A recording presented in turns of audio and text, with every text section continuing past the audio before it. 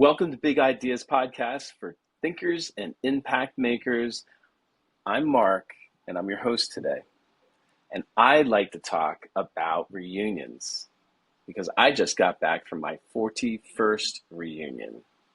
And I don't want Wow. to, Right. yeah, that's not the reaction I was looking for because I know what wow means. That means, that I wasn't means ready for that that. that mean no, this is being recorded and we're keeping all this because what wow means I is mean, oh my you're goodness, old. 41? I can't believe Yeah, you don't look old enough right. to have a 41st Yeah, reunion. yeah, that's great.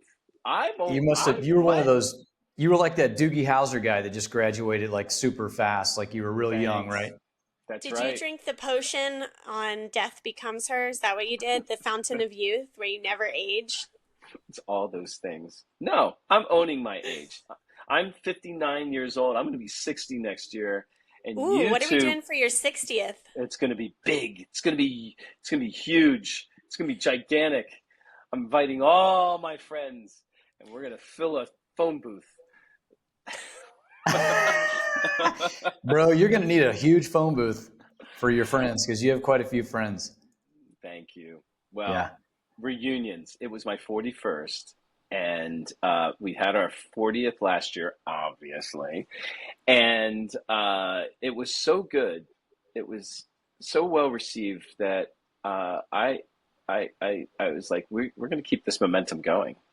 And so I just got back from New Jersey, where I grew up, and the Voorhees Vikings, class of 1984. Some of us met. It wasn't big. It was kind of casual and not formal at all. We went to a Friday night football game, and it was the 50th anniversary of the milk can game, which was our rivalry with North Hunterdon. And the next day we toured the school, and that was fun. And it was really uh, it was it going back and seeing people that in some cases I haven't seen for 4 decades Hmm. send can send you down the rabbit hole a little bit because you're thinking, am I going to make a good impression? I want to make a good impression. It kind of starts with that. Then you start thinking about the things. How do I look? I look different.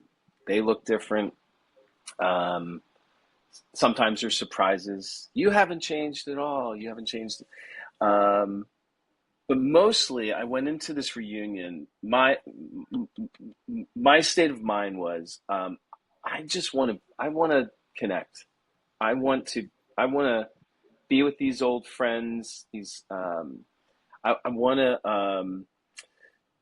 I'd hoped that this could be a time when people could come together and really just let all of the preconceived notions go, let possible past hurts go, past insecurities go, um, and let's just enter into this space um, with humility and curiosity Hmm.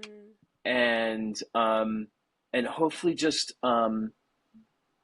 generosity, kindness, and let's see what happens. And that's what happened last year, and I'll tell you that's what happened again this year. It was just I had times to see people again that came I saw last year, so there was a year that had passed, and so it was great to see people again, and then there was some new folks that showed up, and I got to people that I hadn't seen for again 41 years, and it was just really wonderful from start to finish. It was a perfect what ended up being about over 4 days. And I imagine that this could happen with family reunions as well. Whether you have annual family reunions or you have you know it's never happened before, and let's just get something together. Same stuff. We want to make good impressions. We want to put on our best self, but we want to be authentic and genuine as well. Uh, so anyway, what's your thoughts about that? Have you two been to any Oof. reunions? Man, I have Have, so, it's like I want to just rapid fire you on this deal. Like I have so many Mm. thoughts and questions. It's like, Go, okay, go. here we go. Ready? How about Yeah. firstly, how does everybody look? Like you said, how do you look? Do you still recognize each other's faces? What about past crushes? What about past wrongdoings? What about all that uh, click, non-click situation? Do you It bring all back? came Does up. it bring back old childhood like triggers? Like this guy bullied you, or whatever the case might be, or I mean, the dynamics, man, sound intense. I've only been to one Yes. high school reunion, and it was my 10 year. I just didn't go to others for whatever reason, playing music or whatever. But I just remember all the emotions coming back, Yep. and I was competitive in high school. I think we all were. But then insecurities and vulnerabilities, and I just would imagine like diving into that would be like a family reunion where a lot of that stuff is there as well. So you go outside and you grow, and then you come back and you're like, ooh, how much did I really grow though? Yes. Yes. All that stuff. All those things. Yes. No, I'm And serious. one more Yes. rapid fire question. I don't want to be the guy that's stereotyping, of course, but I'm going to have to call myself out and stereotype a little, because when I think of New Jersey, I think of, Jersey Shore, or whatever the case might be. Like, are you guys like partying and drinking and, gym tan laundry situation, hey, Joey, hey, what's going on, Mark? You know what I mean? That kind of a thing. So like, I want to know the vibe, man. What's really happening over there? I will tell you this. I wish everybody could experience my hometown. Mm. My Hunterdon County, New Jersey, is the most bucolic. It, it, it's as if it's in some ways it's stuck in time. It is exactly what I remember it to be 40 plus years ago, and it's probably what it was 40 years prior to that. And it's a wonderful, beautiful part of New Jersey. It's about 60 miles directly west of New York City, and the people, you know, people are people, and we it's kind of the same everywhere. There's it's from a economic standpoint, there's some really, really wealthy parts of Hunterdon County, and really, really wealthy parts. There was a couple towns that were more the more affluent, the more wealthy that went to our high school, and then there was the towns that were less that. And so that played a big part in how we viewed each other growing up. And that all those thoughts are what we talked about. We talked about Mm. these things, and we were able to do it in a way. It was relief to be able to say these things that we didn't say back then, but we all thought them. Mm. And so it's not Jersey Shore. That's not this area. It's very country. This is the part of this is one of the parts of New Jersey that give it the Garden State. For a reason.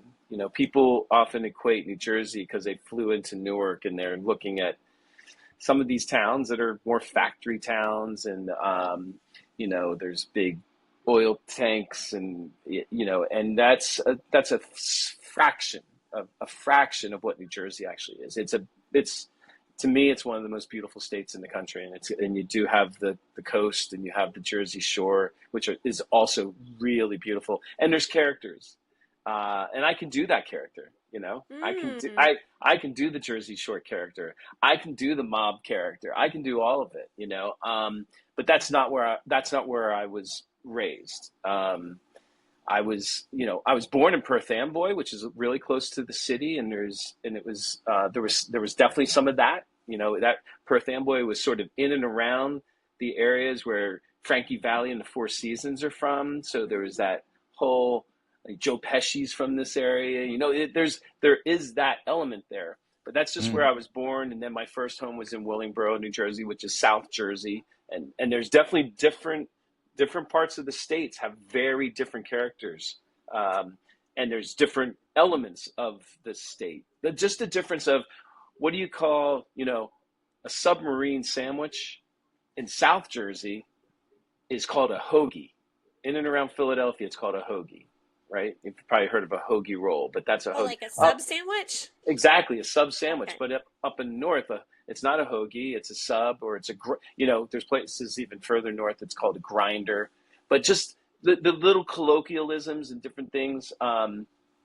Yeah, I want everybody to experience my Jersey. But Mm. yeah, Justin, I not there was no spray tans as far as I could tell. Gotcha. So when you say country, me being from rural Missouri, when I think country, I have a stereotype that I think of there. Is there any stereotype? Well, two questions. That question, well, what is the country like there? What does that mean? Are we talking like cowboy hats and boots? What are we talking there? And then secondly, you were talking about the different sort of the demographic of maybe lower, middle, high, tier as far as income. So where did you fall into that? Because I kind of want to take a journey with Mark Steiner into this reunion and Mm. figure out where was Mark within the whole the scene. Gosh, that is a loaded question. It's so, wow, it's so vulnerable. This is it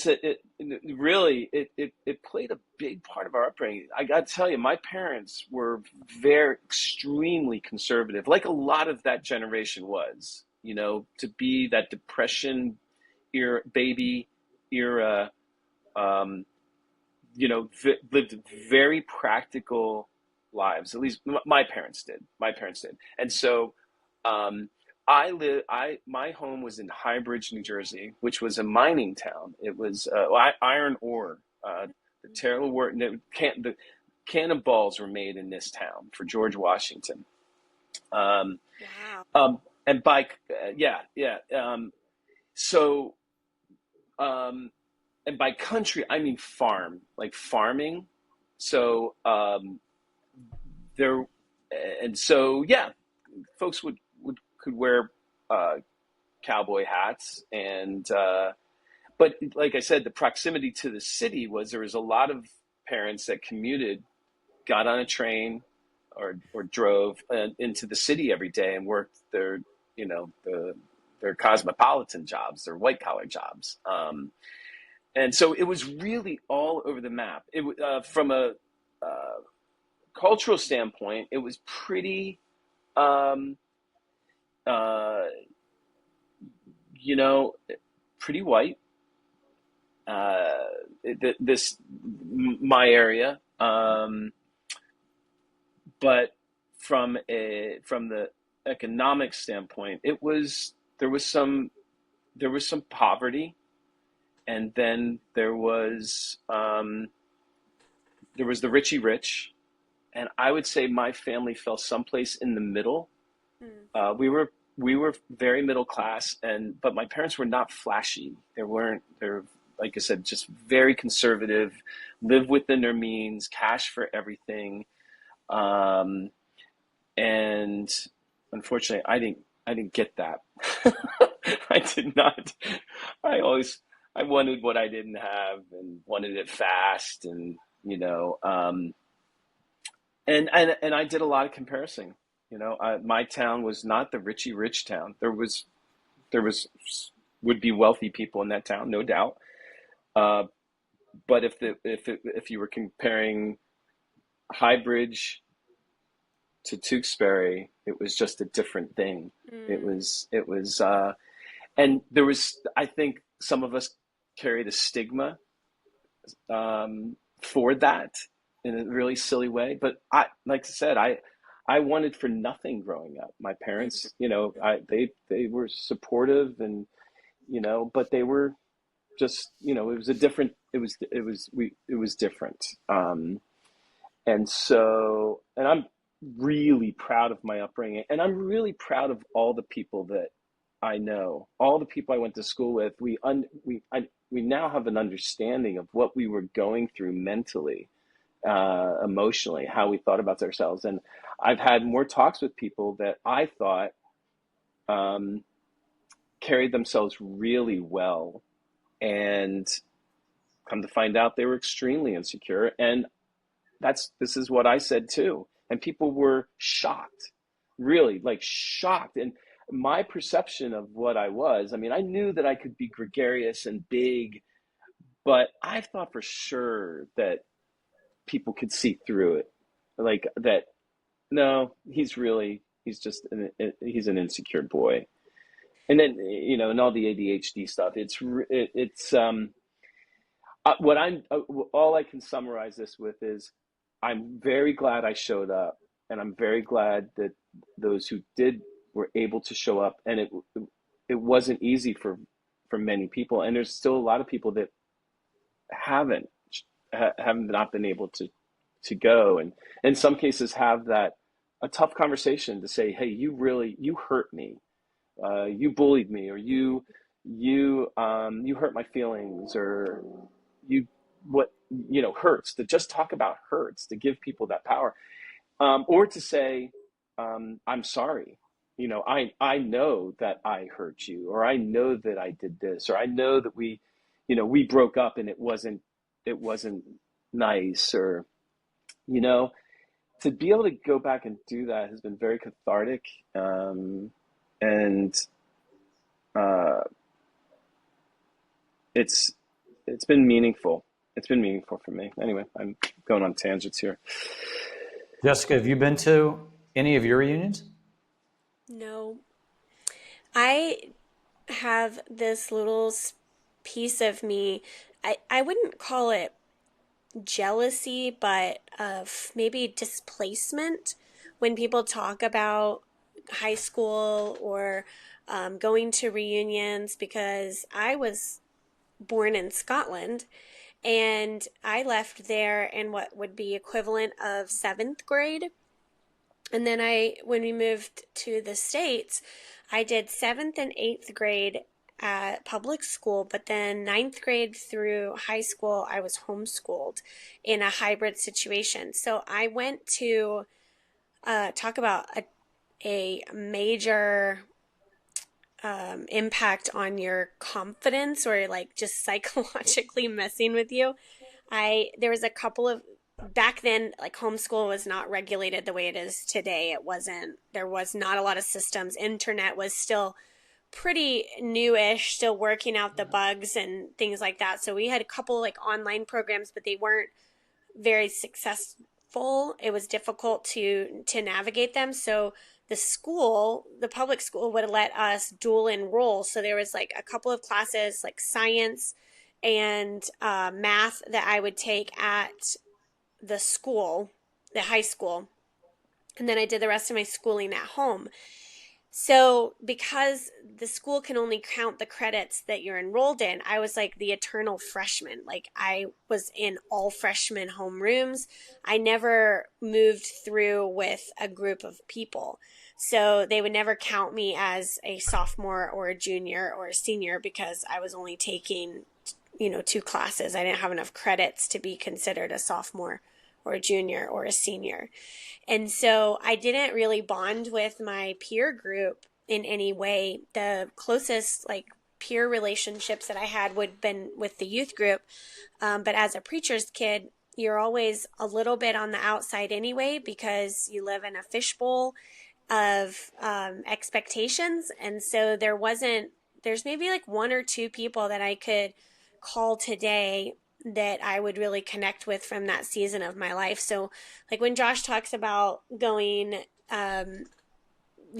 seeing somebody he went to high school with in Springfield, that's such a foreign concept to me. For me to run into anybody that I spent any amount of time with in my formative years is pretty slim. So it feels a little bit foreign, and I like wonder what it would be like. And that's, I think, why community is so, like, family relationships are so important to me, and church families and communities are so important to me, because that's really all that I had. Everything else was continually changing for me growing up. So, like, get right with your family. They're not disposable. They're the only people that have shared experiences with you, that run the whole gamut of life with you in all the different seasons. And so we, like, this summer, we did a little Meet You in the Mountains family reunion. Not everybody was able to come, but was really cool because we've been going to this one campground since my grandma like was a kid.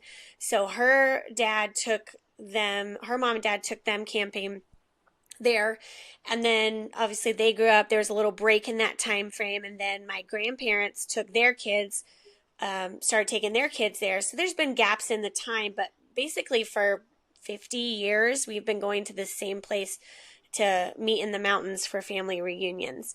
And it is such like you can come even if you're not blood related, because there's so many people that we've done life with that are just friends, that are family, or everybody's always welcome. There's always one more seat at the table is kind of a practice of our family. Being in ministry, you always leave a seat open for whomever is traveling or journeying through your life. It's just the way it is. So there's a lot of people that will come to the mountains. And when we were kids, it was like a free for all. You just got a whistle and like turned loose, and you could just roam free and wild. And then this year was such a shift for us because the adults were sitting around the campfire, like talking about the good old days. And the kids were, had a whistle and were running wild. And I was like, oh, there was one moment where it was like, oh, this must have been what our parents did while we thought we were being unsupervised running through the woods, And so we're on we're on a different side of the conversation now. So to see that evolution of roles and connections and the role that you play in your family evolve over time, and now we're the parents that are charged with carrying on the tradition. Like our parents aren't going to be the ones organizing the reunions anymore. And I remember like that shift for me when I got married and had my own kids and thought about planning a camping trip and how overwhelming that was, and just being full of gratitude that my parents made the effort to get us to the mountains to meet up and to connect with our family. And so like now that passing of the torch is where we're at now, where our parents are in their 60s, late 60s, and they're starting to not really want to go camping. They're getting to that stage where I remember Granny and Papa were.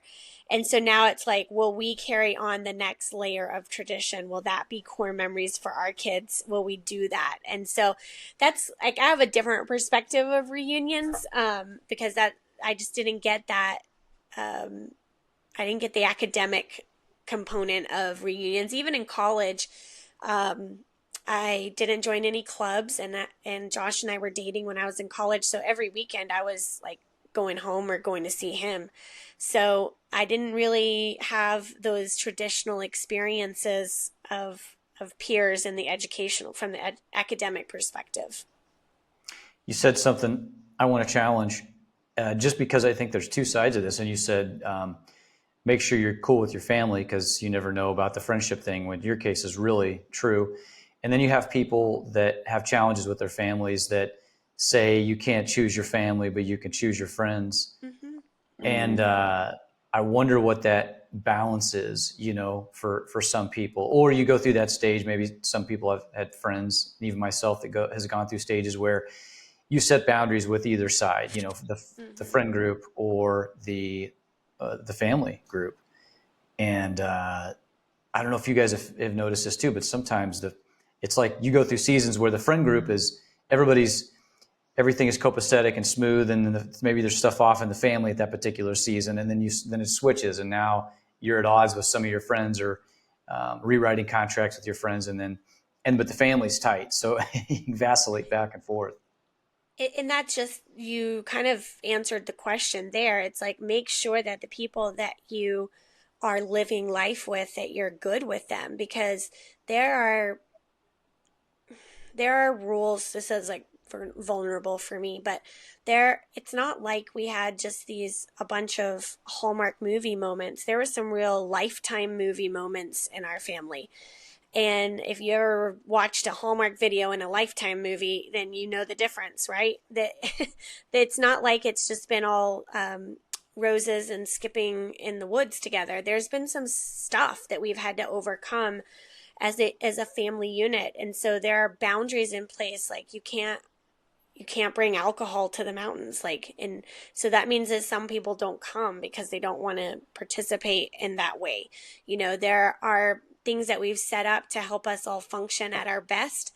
And that means that some people choose to leave the table for a season because they don't want to sit at that table with those expectations. And when, like, we live in Missouri now, and I come from a huge family. Like, there's 26, I think was the last count, grandkids. So me and my cousins, there's 26 of us. But then my mom and my dad, they had 5 kids. So I'm the oldest of 5. And between us, 5, we have 21 kids. So there's a lot of like family that is on my side. But Josh, he just has a brother, and his brother and his wife, they don't have kids. And so Deb, my mother-in-law, has a sister, and she has a couple of kids, but there's nowhere near like the family network here.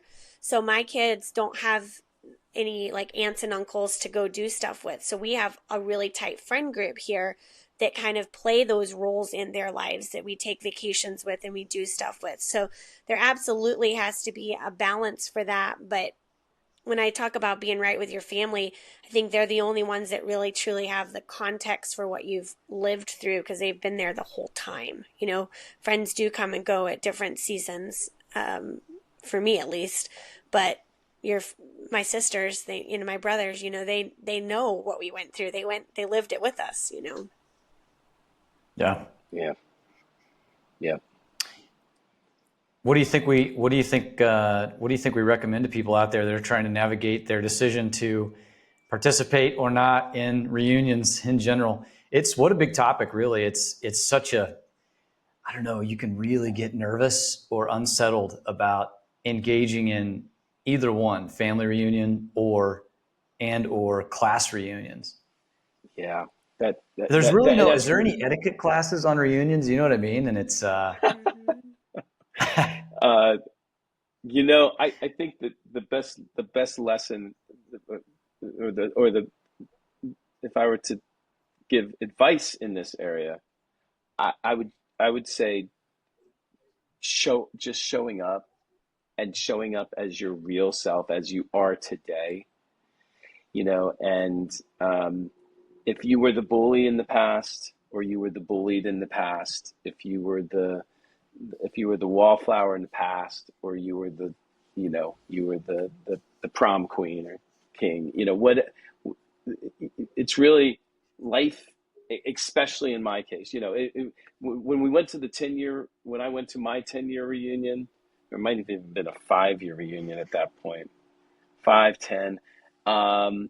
There's not been as much time that's passed. Maybe some people went to college, maybe people immediately started a career, maybe some people got married, and they already have kids within that first 5 to 10 years. But it's still, you're still in your 20s. You're still, maybe, you're still in your 20s at that point. I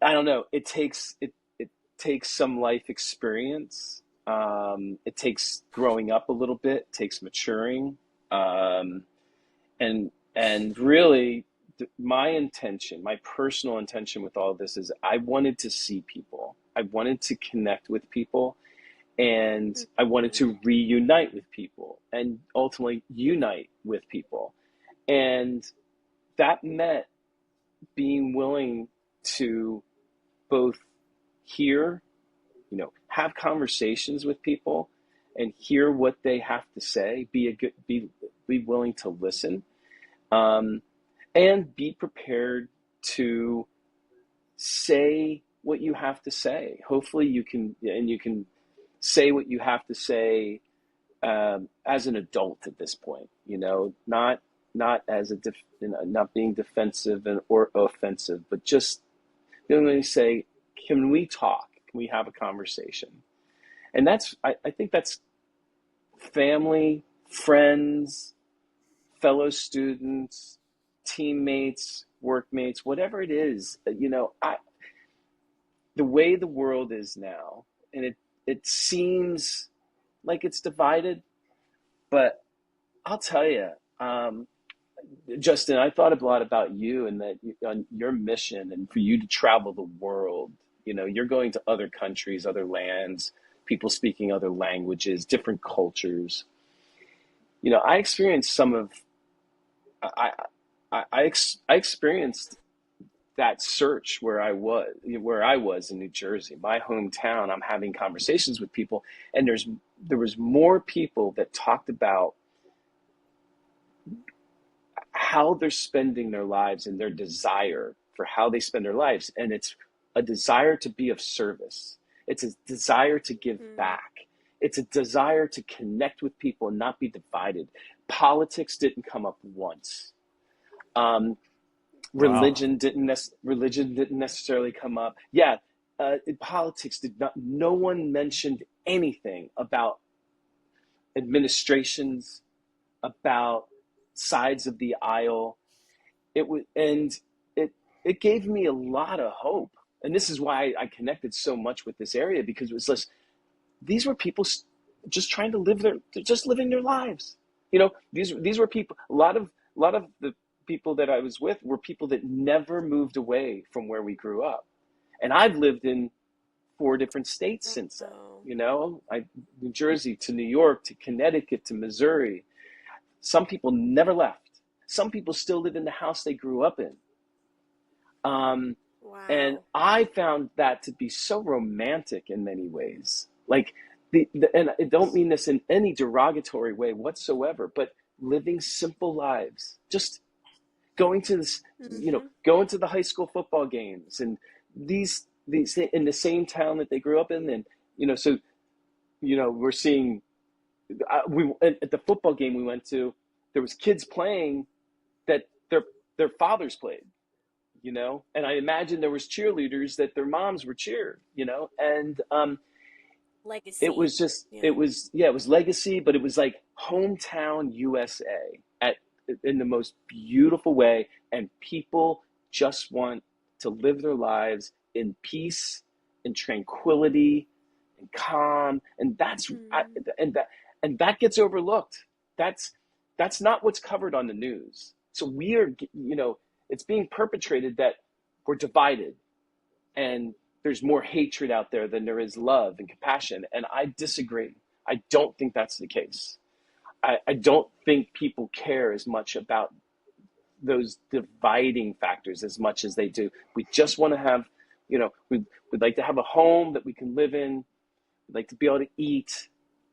We want to have, you know, clothes to wear, and hopefully a warm house in the winter, and, uh, you know, and work a job. And that's the other thing, you know, my generation, you know, we're getting close to retirement, and there's some of my friends are retired or about to retire at 60 years old, um, or they're, you know, they're approaching it in the next few years. Yeah, it was special. And you know, for you, Justin, I'm really glad you're going to be seeing this on a global level. I believe that you're going to find the same thing. I believe you're going to find more people that want to be together, that want to be united, that want to connect, um, that understand that we're all humans. We're all the same race. We're all the same. We're the same. We're the same mammals. We're the same animals. We're the same. You know, we're one. Um, yeah, it was heartening. It was really heartening. Um, You know, you when you talk like that, I totally agree. And something that came to mind was the squeaky wheel gets the grease, and the quiet stories aren't the stories that get told. You know, I think I said it before on this, but I'll repeat myself. When I hurt my arm, and I needed help, the thought of like, what does somebody believe? What, you know, I didn't qualify the help. I just wanted help. I just needed someone to show up for me. And, and I got that. And when I look at people that are building communities, they're not, communities are not built on discussing points of contention, even though you can with a good community. They're built on common community communing together.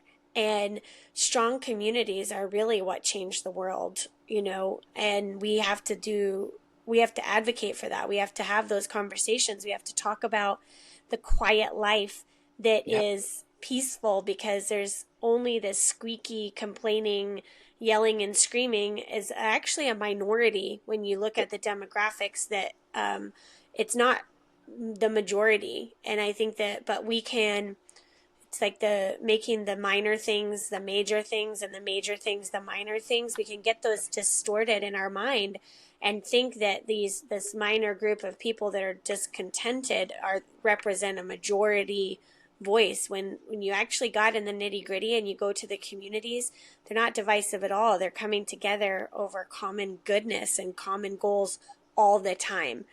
And but those things don't get told. Those stories don't get told because they're not being loud about it. They're just living their life, That's right. living life, and That's right. and doing it to the best of their abilities. And so they go on and they move on.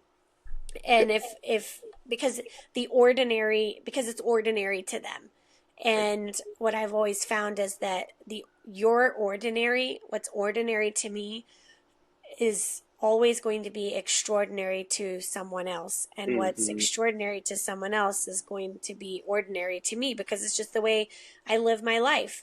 And I think that we need to talk more about the extraordinarily ordinary life, right? Yes. And Yes. that there's ordinary people just living their life because that's all they know to do.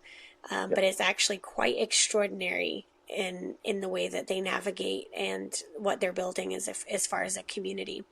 So my takeaway for people that that are going to a reunion, or they're looking to build connections, is don't be afraid to reintroduce yourself. Yes. So we all have a role we play in our ecosystem of our friends, or our role in our family structure. And that role can change over time. But one thing I've found is that when you go back into the familial environment, whether that's friends or a family, it's easy to step back in line and to play your role again. And that role, maybe you have outgrown that role in that season of your life. And so you need to reintroduce your family to the new you, or the version of you that exists today. Yep. And teach them about the new role that you'll want to play. And that's going to take an incredible amount of self-discipline. It's not I'm better than, it's just I'm tired of playing that role, or I don't want to play that role in the family anymore, or I don't want to play that role in the friend group. My life has changed, my circumstances have changed. And so sometimes it's I'm not going to do that anymore, or it's being brave enough to say, let me reintroduce you to me. Yeah. So don't be afraid to reintroduce yourself. Yep. And I Yep. think That's great. that's a great point. And when they go into that, realize that you may get some resistance For sure. because Count on it. you've already gone through potentially the discomfort of evolution within yourself, and you've gone through those dark nights of the soul and things like that. And then you show up as this new person that you now are, maybe the more whole, truthful, authentic person that you are. And then everybody else is like, they're comfortable with the old version, right? And that's their comfort zone. So now you have to navigate through that as well, which, again, like you said, takes quite a bit of courage. And Yeah. sometimes, well, I think about, like, with kids, when I'm correcting behavior, I don't just say, don't do that. I'll say, this is not okay, but this is okay. So it's like, you can be upset, but you can't be disrespectful, right? And so I think you have to hand people a tool for bridging that gap between the version of you that they are comfortable with, and then the version of you that has changed and evolved. I would be very cautious about saying the better version of you, because to them, you're just shifting up. It's a paradigm shift, and they're going to have to get comfortable with that. So you have to give them something, or teach them how to connect with you in this season of your life. And I think when you go back to the fact that I want to not be loved for the things I do, but for who I am, that's a much more that's a more gentler approach to loving the whole complete person, and loving them at all seasons of their life and all seasons of growth. So sometimes it is also about just not that I don't do that anymore, I'm not going to be this. Say that you decide to quit drinking. So going to a party or going to a family event where it's common to pour a glass of wine and you say, I don't drink anymore.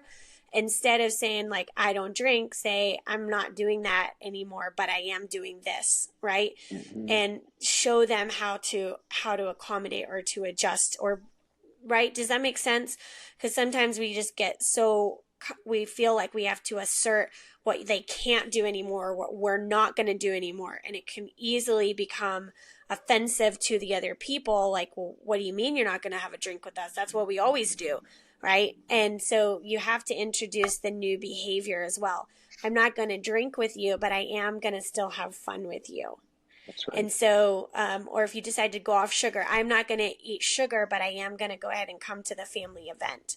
So a lot of this is like framing up before you have to be in the moment and helping people evolve with you and how to engage you. Because it can be isolating when you decide to change your lifestyle and you're going into it's easy to just skip the event because you're not eating cake or you're not eating sugar or you're not drinking and you just don't go. But you're really saying everyone's missing out on the presence of you. So you do have to introduce the new behavior as well and bring that with you. It's like bring that with you to the party. Yeah. I think it can be, I've had this happen. It's been quite challenging at different times when I've done fasts, like through the holidays, whether it's alcohol, sugar, whatever the case might be. And of course, holidays are chock full of both usually. And it's surprising to me each time how it tends to make others more uncomfortable than it makes me. But then it makes me really uncomfortable. And then it can get really emotional because like now you do feel like you're not part of the group, or you're not necessarily ostracized, but you feel a bit isolated in that place.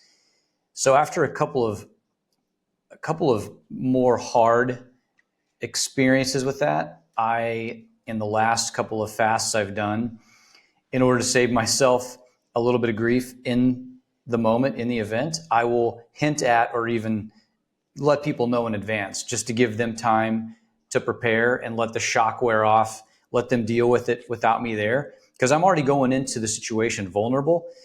And so I'll call ahead to whoever's hosting it and maybe some other friends and family. And by the way, the more you do this, the easier it gets, because eventually people start to just realize that you're evolving and you're changing. And, oh, that's no surprise. Like, it's no surprise for me to show up to a friend group or a family group and they're like, oh, Justin's just doing some weird stuff again. And they accept me about it. You know what I mean?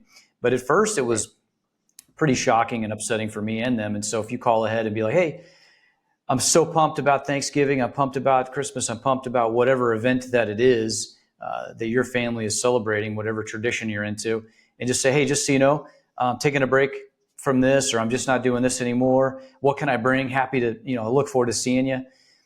And that helps spin a little bit of that shock and awe for everyone in the moment. Yep. Yep. It helps you stick to your guns too. Because like if you show up, and there's been times I've shown up and everybody's like, oh, come on. Oh, it's okay. And then eventually I'm like, man, I really feel super awkward here. I'm just going to go ahead and do it. And then I break the promise to myself and I get really upset at myself. And then I want to avoid the situation next time because I feel like I'm not being supported. So now I just try to head it off before I even get into the situation. Yeah. And so that's such a good point. And I've found too that going in to like a family reunion or a gathering, if I do the work to invest in breaking the ice with each person before we get there, because especially being part of like a large family, there's not time to spend deep quality time with every single person. And so I find that if I kind of like call ahead or like talk to people, so catch me up on what's going on, and then when we get there, the conversations are not so much pressure to make sure we get it all in. It just kind of like everybody can take a deep breath. So especially with you have kids running around, there's multi things taking your attention. That would be another hack that I would say for people going into especially the holiday season is work in those conversations before you get there, especially if you haven't talked in a hot minute. Call them up before, because it does make it more fun when you get there and you feel like you've done the history catch up. So then you can just be in people's presence and connect. Right. That's a great idea. Yeah, it's great. Wow. This is a big one, Mark, that you brought up today. Thank you. So many It's layers to been this thing. This could be a oh, and there's multi-episode more. Oh situation. yeah, I'm thinking the same. I'm thinking the same. But if we were to close this, I think Yep. I think what I'm hearing from all of us, it would be one, show up. Don't. It might be scary, but do it anyway. Go in. Um, if Mm, there's a if there's yes. if there's a if you can connect with one or two people while there and build some support through that and get some encouragement, uh, great. It um, and um, just realize that most of us are thinking the same things. Um, we have the same thoughts. We in our own personal evolution, we may be in a different place. How we're addressing it, but really, the thing for me that um, I've wanted to communicate is this is an opportunity to heal, and it's also an opportunity to share and give and reconnect and perhaps rekindle some friendships, some relationships. It's all that matters to me at this stage of my life. I'm busy working and I enjoy the work I do. I, I I'm connected to my family and I enjoy you know, it's the relationships in my life that it's all I care about. At 60 years old, I figure, whether I have another 20 years, another 40 years, I just want the rest of my years here on earth to be a time where I'm connecting with new people and I'm hopefully maintaining relationships with the folks from my past, um, and I'm and the ones I maybe didn't connect with in the past is there's no time like the present. It's never too late if if that's what you desire, and just be intentional about it to have the conversations. And that's what I've been doing. And it's as I said, there was something really special about my school, my class, all of it. Growing up in the '80s, being in school in the '80s. I don't know. I felt extremely nostalgic for 4 days. Everything was touching me and affecting me. The sunrises and the sunsets. I felt very fortunate, very blessed for my life in ways that it was like letting go of regrets and letting go of disappointments and letting go of all those things and realizing it all got me to where I'm at today. Um, and I'm at a good spot. So go in, go to the family reunion, and go to the high school reunion, go to the college reunion, Could be a whatever it may shot, at be. least with the. It could be a shot too, at least with the maybe the class reunion, not so much the family reunion at romance. I ran into some friends this last year that had dated at one point. They both went their separate ways, got married, had kids, and they reconnected at a class reunion, and they're back together and on their way to their future. Wow. You Yes, never know, right? yes, no doubt. If you go, well, there's a flip side to that. What? One of my dear friends, who's a therapist, and he's in he's in my class. He told me that the number one cause of divorce is reunions. Unfortunately, No way. it'll be the biggest. Yeah, Whoa. What? yeah. That people come. Yeah, they come back together, whether it is an old flame or now. Clearly, there's something wrong at home. There it wasn't.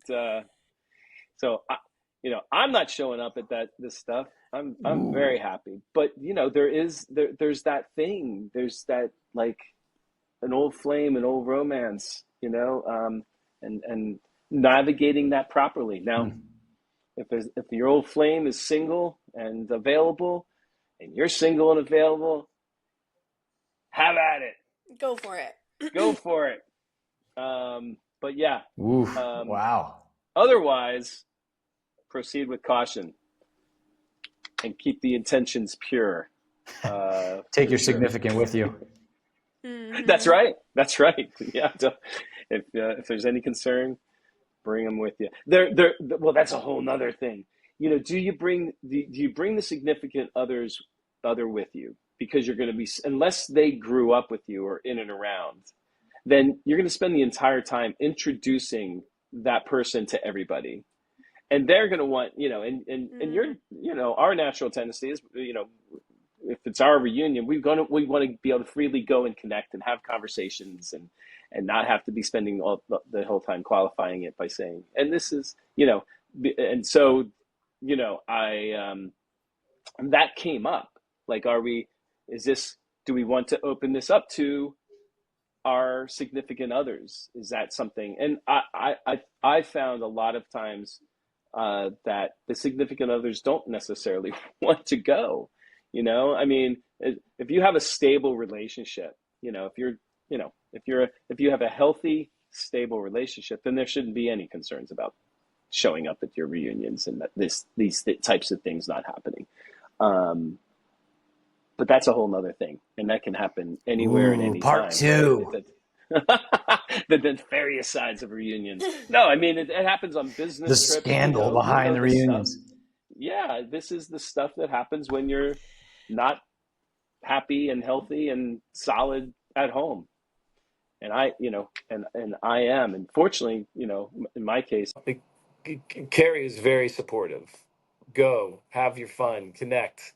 But there's not a thought at all about, oh, I'm jealous, I'm envious, I'm something else. You know what I mean? I've said it. Show up. That's my final word. Show up at your reunion and be kind while there. And if you don't know how to talk about religion and politics and money and sex without it being a dividing line, then don't talk about it. Sort of the things that could be the conversations that could divide us as opposed to unite us. Show up. Well, evidently there was a lot to unpack there with reunions, and perhaps we'll have an episode 2. Stand by. We'll see you soon. Thanks for joining us.